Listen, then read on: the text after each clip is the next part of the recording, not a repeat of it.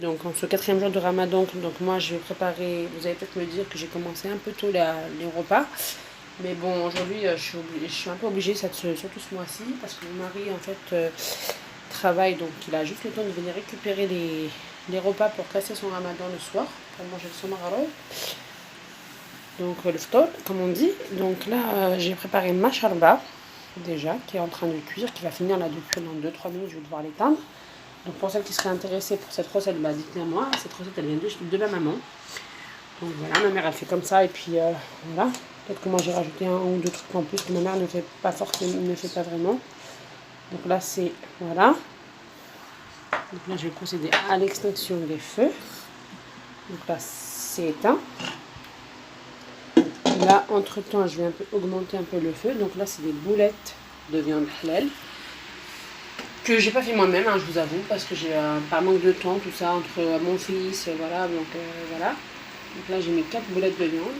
Donc là dans le truc j'ai mis la moitié d'un bouillon de légumes, car j'ai mis la moitié pour mes pâtes, je vais vous montrer après. Et là j'ai rajouté de l'ail aussi, pour qu'il ait du goût. Donc, et un peu d'huile aussi, dans le fond, pour faire revenir toute l'ail et tout ça, pour que les pâtes aient du goût. Donc là en fait c'est pour faire, avec ces pâtes là, c'est des coudes, comme vous pouvez voir. Moi je les ai achetés de la marque Panzani.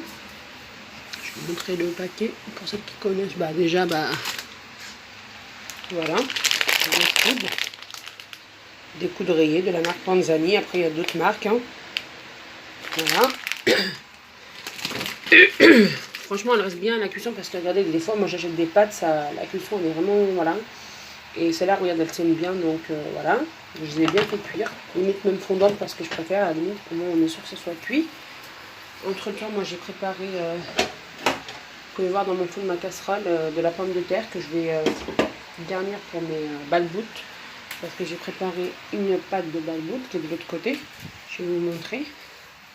Donc c'est là. Ma pâte elle est là. Donc pour ceux qui seraient intéressés pour cette pâte à balboutes. Alors en fait il faudrait avoir... j'ai mis pour cette pâte de balboutes, j'ai mis 3 bols de semoule. La même mesure en 2 bols. Et un bol de farine, une cuillère à soupe de levure de boulanger sèche, une cuillère à café, non, 2 cuillères à café de sel ou une grande cuillère à soupe. Et j'ai mis aussi une cuillère à soupe de sucre pour faire lever en fait la pâte. Moi j'ai déjà procédé à la levure que j'ai fait lever. Et après que j'ai mélangé, que ça m'a fait ce résultat-là. Donc là, dans un petit moment, je vais procéder à ma confection de balboutes. Donc voilà. Et comme ça, après, je vous montrerai le résultat. Et après, je vais les farcir avec... moi, j'ai une idée de les farcir avec de la pomme de terre, comme vous avez vu. Un peu de viande hachée aussi. Je sais pas pourquoi ces toilettes, elles sont toujours ouvertes. Je pense que c'est mon fils quand il va aux toilettes. Il laisse toujours la porte ouverte. Donc voilà. Donc pour ma charba, c'est prêt. Ma sauce, elle est en train de cuire pour mes coudes. Et après, tout à l'heure, je ferai ma farce avec ce fromage-là que j'avais acheté chez... D'ailleurs, je voulais vous parler d'un magasin que j'ai vu, que j'ai été récemment avec ma copine. Donc, ça s'appelle Au Marché Frais. Donc, je l'avais acheté là-bas et je l'ai trouvé côté moins d'1 euro, il me semble. Donc, voilà, boursin onctueux avec concombre et aneth. Donc, je vais farcir mes balboutes avec ça. Et il y en a d'autres que je vais farcir avec de la pomme de terre et de la viande hachée. Donc voilà, donc pour celles qui seraient intéressées, dites-moi dans vos commentaires. Comme ça je vous montrerai après, de toute façon je vous montrerai tout à l'heure le résultat final de mes balboutes, une fois après cuisson.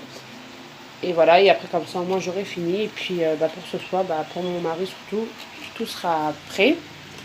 Parce qu'on sait que le mariage c'est pas encore, hein, on a encore un peu de temps. Mais bon, comme je vous disais, lui il vient, il récupère les plats et il s'en va. Il ne reste pas. Donc voilà. Donc là c'est bon, dans un petit moment je vais éteindre, je vais procéder à l'extinction de cette sauce. Je vais mettre un peu de sel